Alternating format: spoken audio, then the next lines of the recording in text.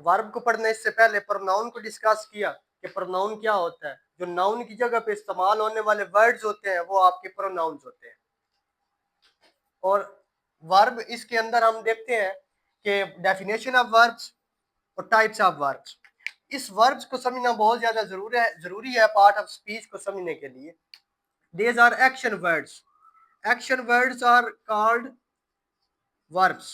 Action words को आप क्या कहते हैं? वर्ब। इसको उर्दू में अगर आप कहना चाहें तो काम कह सकते हैं, फेल कह सकते हैं। Verbs is the part of speech, ये पार्ट ऑफ स्पीच है। इससे पहले हमने प्रोनाउन को डिस्कस किया। इससे पहले नाउन को the name of place person thing is called noun. किसी भी शख्स जगह या चीज के नाम को नाउन कहते हैं। और ऐसे अल्फाज, ऐसे वर्ड्स जो नाउन की जगह पे इस्तेमाल करते हैं उनको प्रोनाउन कहते हैं। अब एक और पार्ट ऑफ स्पीच है जिसको आप वर्ब कहते हैं। एक्शन वर्ड्स आर कॉल्ड उठना, बैठना, चलना, फिरना, वॉक, स्पीक, गो, वेंट, गोन, ये सारे आपके पास क्या है? Action words. अच्छा, यहाँ पे जो वर्ब की वर्ब को कैटेगराइज करते हैं और वहां से वर्ब को समझते हैं। डेफिनेशन हमने यहाँ पे की कि एक्शन वर्ड्स, फेल या काम को हम क्या कहते हैं। इसके बाद इसकी जो टाइप्स हैं इसको समझना जरूरी है, यहीं से आपको वर्ब समझ आएगा। अब आपके पास दो तरह के वर्ब्स होते हैं। एक आपके पास बच्चों मेन वर्ब होता है और एक आपके पास हेल्पिंग वर्ब होता है। किसी भी सेंटेंस को समझने में जब आप वर्ब को नहीं समझेंगे उस वक्त आपको टेंसेस नहीं समझ आएंगे। यानी ग्रामर में जो वर्ब है वो बड़ा ही इंपॉर्टेंट है। जैसे हम कह रहे थे कि नाउन और प्रोनाउन इंपॉर्टेंट है, इसी तरह वर्ब भी इंपॉर्टेंट है। अब दूसरा इसकी जो टाइप मेन होती है वो आपके पास हेल्पिंग वर्ब्स होते हैं।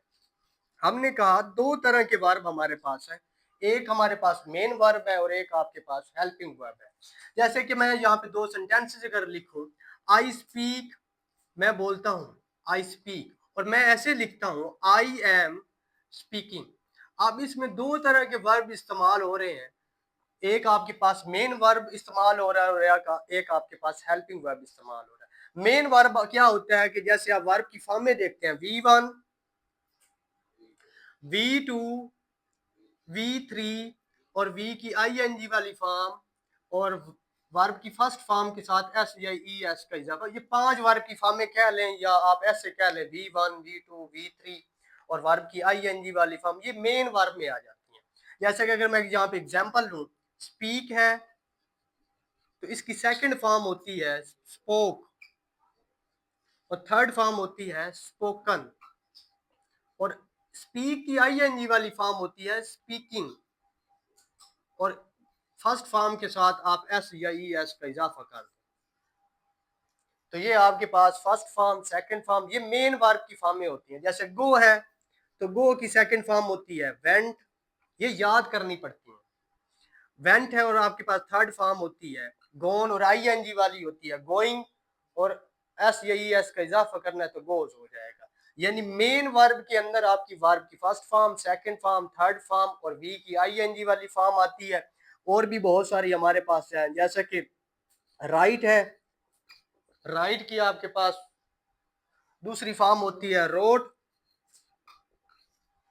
रोट और तीसरी आपके पास होती है रिटर्न और ING वाली होती है राइटिंग। मेरी तरफ तवज्जो करो, राइटिंग। और इसके बाद आपके पास होती है राइट्स। ये आपके पास main form of the verbs है। अब यहाँ पे हेल्पिंग वर्ब जिसको आप एक्सिलरी वर्ब्स भी कहते हैं, ये टेंसेस के लिहाज से चेंज होती हैं। जिस बच्चे को हेल्पिंग वर्ब्स मेन वर्ब के बारे में पता चल गया और उसके शुरू में जो सब्जेक्ट जैसे noun, pronoun, he, she, it के साथ कौन सा हेल्पिंग वर्ब लगाना है तो उसको ग्रामर आने लग जाती है। अगर हेल्पिंग वर्ब्स गलत हो जाए या मेन वर्ब गलत हो जाए तो आपका पूरा सेंटेंस ग्रामेटिकली रॉन्ग होगा। अब हेल्पिंग वर्ब्स मैंने कहा जमानों के लिहाज से मुख्तलिफ होते हैं। अगर मैं हेल्पिंग वर्ब की बात करूं तो आपके मुख्तलिफ जैसे प्रेजेंट के अंदर और इस्तेमाल होते हैं, पास्ट के अंदर और, फ्यूचर के अंदर और है। तो हर एक जो टेंस है यानी जमाना है उसके लिहाज से उसके क्या होंगे। प्रेजेंट है तो उसके अंदर और इस्तेमाल हो रहे होंगे, पास्ट है तो उसके अंदर और, फ्यूचर है तो उसके अंदर और हेल्पिंग वर्ब इस्तेमाल होंगे। जैसे कि सिंपल सी बात करूं, is am are helping verb है और ये प्रेजेंट में इस्तेमाल होते हैं, पास्ट के अंदर वाज वार इस्तेमाल होता है और फ्यूचर के अंदर जो है वो विल बी इस्तेमाल होता है। ये आपको टेंसेस के लिहाज से जो है ना याद करने पड़ते हैं। यहाँ पे कुछ हेल्पिंग वर्ब्स लेते हैं। हेल्पिंग वर्ब वो होते हैं जो मेन वर्ब की मदद कर रहे होते हैं।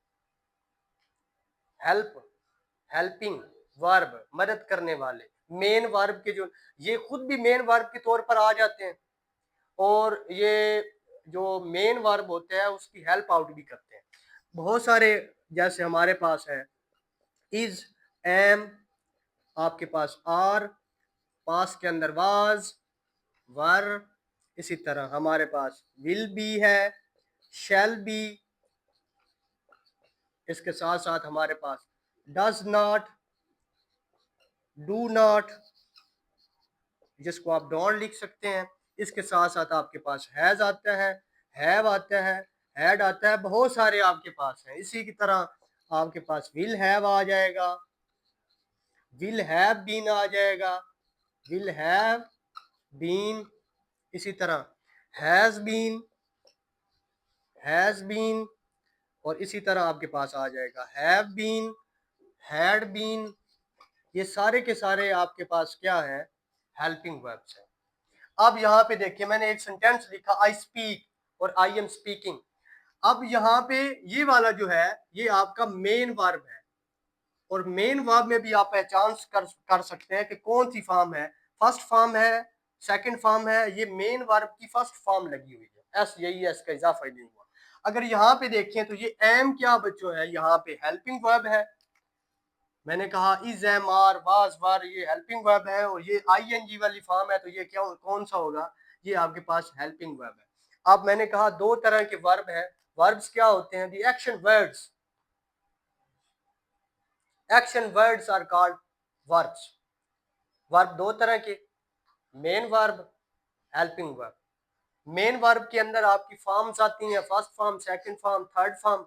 वर्ब की आईएनजी वाली फॉर्म, वर्ब की फर्स्ट फॉर्म के साथ एस, यही एस का इजाफा करना है।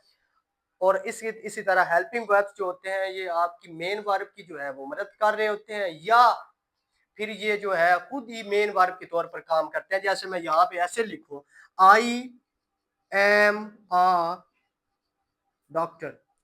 अब इसमें आई एम आया है तो ये यहाँ पे क्या है, हेल्पिंग वर्ब है ना, एम। तो ये हमारे पास हेल्पिंग वर्ब है, हेल्पिंग वर्ब भी है और इस टेंस के अंदर ये मेन वर्ब के तौर पर भी काम कर रहा है। जैसे कि अब मैं ऐसे लिखूं, आई एम स्पीकिंग, मैं बोल रहा हूं, आई एम स्पीकिंग। अब स्पीकिंग में एम जो है ये यहाँ पे ये हेल्पिंग वर्ब है और ये वाला बच्चों आपका क्या है, मेन वर्ब है। लेकिन वहां पे क्या हो रहा था कि मेन वर्ब और हेल्पिंग वर्ब दोनों जो है वो, यहाँ पे देखें हेल्पिंग वर्ब्स और मेन वर्ब एक ही चीज थी, लेकिन यहाँ पे क्या है, हेल्पिंग वर्ब अलग से है और ये क्या है, मेन वर्ब अलग से है। यानी जो आपका हेल्पिंग वर्ब है वो कभी कभार मेन वर्ब के ऊपर तौर पर भी काम करता है और ये हेल्पिंग वर्ब और मेन वर्ब दोनों की तरह बिहेव भी कर सकता है, अलग-अलग भी। अच्छा, इनको ना बहुत सारी ग्रामर की बुक्स के अंदर ऐसे भी लिखा होता है फर्स्ट फॉर्म के साथ present, present indefinite, present Indian indefinite simple, इसकी जगह पे प्रेजेंट सिंपल लिखा होता है, यानी V1 नहीं लिखा होता ना, V1 की जगह पे प्रेजेंट सिंपल लिखा होता है और इसकी जगह पे आपका पास, पास इंडेफिनिट लिखा होता है, पास इंडेफिनिट। और इसकी जगह पे आपका लिखा होता है, तो बता सकते हैं क्या होता है, पास्ट पार्टिसिपल, पास्ट पार्टिसिपल। अब ये आपके पास फॉर्म अब आपसे, अब जैसे हेल्पिंग वर्ब जो है वो बहुत ज्यादा इंपॉर्टेंट है। मैंने कहा भी मैंने याद नहीं करवाया, तो सिर्फ आपको डेमो दे रहा हूँ कि ये वाले हेल्पिंग वर्ब्स होते हैं, ये वाले आपके मेन वर्ब्स होते हैं। अभी यहाँ पे देखें, आगे जब हमने सब्जेक्ट पढ़े हुए हैं, आपको पता है कि सिंगुलर सब्जेक्ट क्या होता है और प्लूरल क्या होता है, उसे का थोड़ा सा डेमो देता हूँ और बस वाइंड अप करता हूँ कि आपको पता है कि अगर प्रोनाउन की बात कर लो, सिंगुलर और प्लूरल का जो कंसेप्ट आपने पढ़ा है, कुछ प्रोनाउन सिंगुलर्स होते हैं और कुछ आपके पास क्या होते हैं, प्लूरल होते हैं। अगर सिंगुलर की बात करूं, ही, शी और इट, और इसके साथ आता है दिस और इसके साथ आता है दैट।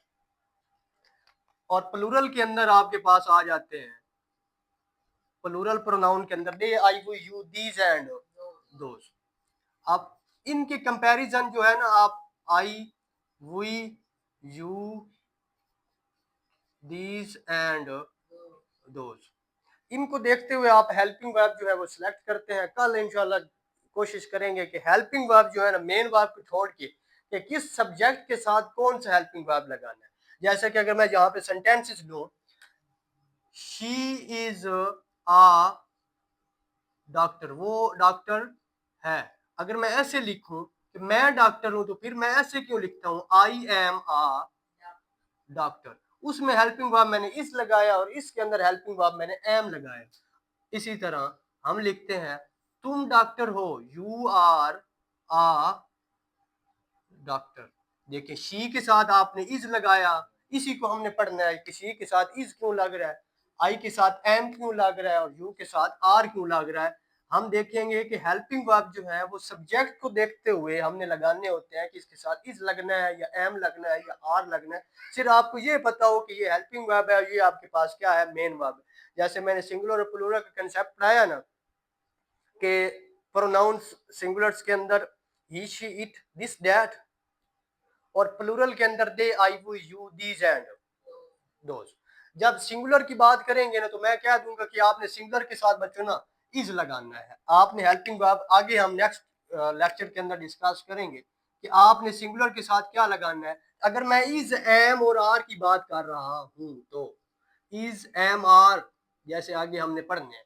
प्रेजेंट और फिर पास्ट की जब जाएंगे तो वाज वर्ब पढ़ेंगे, हैड पढ़ेंगे, हैज, हैड, है, विल है, बहुत सारे जो है हेल्पिंग वर्ब ऑलमोस्ट कंप्लीट जो है डिस्कस करेंगे कि किसके साथ कौन सा हेल्पिंग वर्ब लगना है। जैसे कि यहाँ पे मैंने लिखा है ना, यू आर अ डॉक्टर। अगर आप ऐसे लिख देते हैं you is a doctor, sentence almost complete आपको ठीक लग रहा होगा आप, क्योंकि आपने जो लिखा है, लेकिन इसके नंबर आपको मिलेंगे 0। वाई? क्योंकि हेल्पिंग वर्ब्स क्या है, गलत है। इधर आना था यू आर, लेकिन आपने क्या लगा दिया, यू इज। तो इस तरह हेल्पिंग वर्ब लगाने से पूरा का पूरा सेंटेंस जो है वो ग्रामेटिकली रॉन्ग हो जाता है और उस पर आपको नंबर नहीं मिलते। अब मैंने इसी तरह जैसे आगे मैं बात करूं, सिंगुलर आया ना, सिंगुलर तो उनके साथ आप इस लगा देंगे और प्लूरल आएगा तो आप उनके साथ आर लगा देंगे। नेक्स्ट हम लेक्चर के अंदर डिस्कस करेंगे कौन किसके साथ आई आएगा तो इसके साथ क्या लगा देंगे, एम लगा देंगे। एक और बात यहाँ पे लास्ट वन, कि हम ना इन जो मेन वर्ब है, मेन वर्ब इसको कैटेगराइज करते हैं on the basis of the form of verbs. आप मेन वर्ब को 3 वर्ब्स की फॉर्म में कह रहे होते हैं कि ये एक रेगुलर फॉर्म ऑफ वर्ब्स है, रेगुलर है, एक आप कहते हैं कि ये इर्रेगुलर है, और फिर आप कहते हैं कि ये सिंपल फॉर्म ऑफ वर्ब्स है। अच्छा, ये तीनों कैटेगरीज जो है ना ये मेन वर्ब में आती हैं, रेगुलर, इर्रेगुलर, सिंपल। जिसको फॉर्म ऑफ वर्ब्स आना शुरू हो जाती है, ये याद जो कर रहा होता है उसे ये बात पता चल जाती है कि ये रेगुलर फॉर्म ऑफ वर्ब है, इर्रेगुलर है या सिंपल है। सिंपल सी बात अगर समझे ना, रेगुलर की अगर बात करूं कि आप अगर ऐसे है ना प्ले, और आपने इसकी सेकंड फॉर्म बनानी है तो आप इसके आगे सिर्फ ईडी लगा दें, ये सेकंड फॉर्म बन गई, और ये आपके पास क्या बन गई, थर्ड फॉर्म। सिर्फ सिंपल ईडी लगा रहे हैं, ईडी लगा रहे हैं, तो वो आपके पास फर्स्ट से सेकंड और सेकंड से थर्ड बनती जा रही है। तो ये रेगुलर, जैसे रेगुलर, सिंपल। और इरेगुलर वो होती है जैसे गो है। अब दूसरी आप एक्सपेक्ट कर रहे होंगे कि मैं आगे ईडी लगा दूं तो ये इसकी सेकंड फॉर्म, नहीं नहीं नहीं, ये इस तरह से नहीं, ये इसकी अनएक्सपेक्टेड है तो इसकी सेकंड फॉर्म वेंट होती है। इरेगुलर जो होती है ये आपको याद करनी पड़ती है। अगर आपको मैं 10 रेगुलर फॉर्म अब आप देता हूँ और कहता हूँ कि आपके पास आगे ईडी लगाना है, सादा सी बात है। प्ले है तो प्लेड, मेक है इसी तरह हमारे पास जो है बहुत सारी, जैसे जंप है, आप क्या कह देंगे, जंप। तो ये बनानी तो बहुत ज्यादा आसान होगी जब आपको मैं याद करवाऊंगा। तो जो इरेगुलर्स होती हैं ये याद करना मुश्किल होती हैं। जैसे मैं कहूँ गो, तो आपको इसका आगे वाली जो है ना दूसरी फॉर्म वो याद करना पड़ेगी। आप कहेंगे दूसरी फॉर्म गो की वेंट है, और फिर तीसरी कौन सी है, गोन। जैसे कि आपके पास और भी बहुत सारी हैं, ये एक एग्जांपल दो कोई। इर्रेगुलर फॉर्म ऑफ वर्ब, जैसे पहली दूसरी यहाँ पे लिखी खड़ी है, जैसे स्पीक नहीं है, स्पीक, अब आगे आप कह रहे होंगे ईडी लगा दें और ये सेकंड फॉर्म बन जाएगी, नहीं नहीं, इसकी होती है डिफरेंट, स्पीक, स्पोक, और थर्ड फॉर्म क्या होती है, स्पोकन। ये इरेगुलर होती है, तरतीब नहीं है इनकी, इरेगुलर का मतलब ये होता है। और सिंपल जो होती हैं वो आपकी इस तरह से होंगी कि फर्स्ट, सेकंड और थर्ड ऑलमोस्ट जो है, जैसे कट है तो उसकी सेकंड भी क्या होती है, कट, और तीसरी भी क्या होती है, कट। तो इस तरह से, अच्छा दोबारा से रिवाइज कीजिएगा कि पार्ट ऑफ स्पीच वर्ब है, इसकी definition action words are called, जिसको आप फेल या काम कहते हैं, इसको दो हिस्सों में डिवाइड किया, मेन वर्ब और हेल्पिंग वर्ब्स। मेन वर्ब में first form, second form, form of verbs आती हैं, और इसकी मजीद आगे तीन कैटेगरीज को डिवाइड किया, रेगुलर, इरेगुलर और सिंपल। और इसके बाद हमने कहा हेल्पिंग वर्ब्स। हेल्पिंग वर्ब जो वो जमाने के लिहाज से मुख्तलिफ होते हैं, अगर प्रेजेंट की बात कर रहे हो तो उसके अंदर इज एम आर, पास की बात कर रहे हो तो वाज वर, फ्यूचर के अंदर विल बी या शैल बी, यानी जबानों के लिहाज से ये क्या होंगे, चेंज होंगे। और ये कभी कभार जो है मेन वर्ब के साथ आते हैं और कभी कभी खुद ही मेन वर्ब के तौर पर आते हैं। तो ये वाली चीजें हैं, इसको नोट डाउन करें, लिखें, याद करें, इंशाल्लाह आपकी इंग्लिश जो है